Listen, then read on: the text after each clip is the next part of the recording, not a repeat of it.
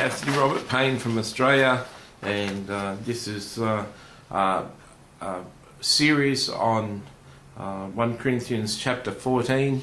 We've covered up to verse 13. This is 1 Corinthians chapter 14, verse 14. And you can read this verse in the description tag underneath this video if you want to pause it and read it with me. But it's not a long verse, so I'm going to share it here. For if I pray in a tongue, my spirit prays, but my understanding is unfruitful.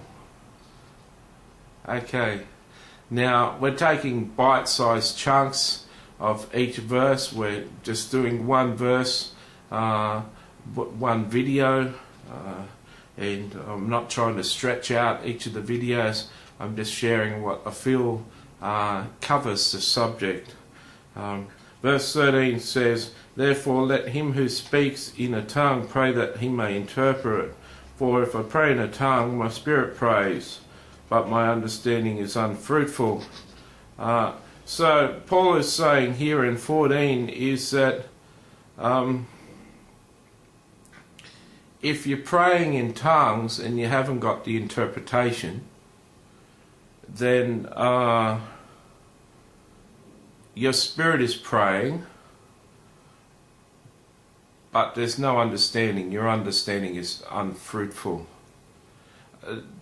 Praying in tongues bears fruit in your life. It's just that your natural ears can't understand what you just prayed.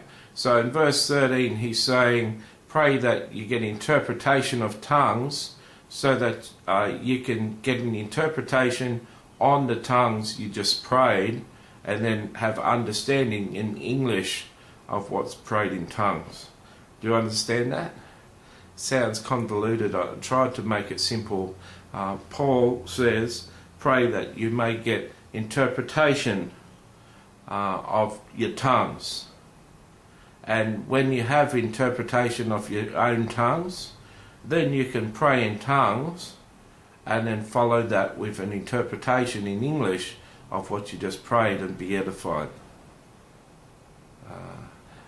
I know people who can pray in tongues and then pray in English and get the interpretation, so it's still possible today.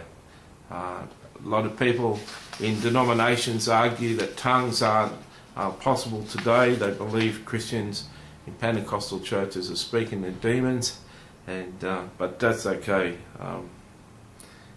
That's fine for them to believe that. There's a lot of God-fearing, beautiful people in Baptist churches. Okay, so I think we've covered that. Paul's stressing that interpretation is the best way to go when you're dealing with tongues.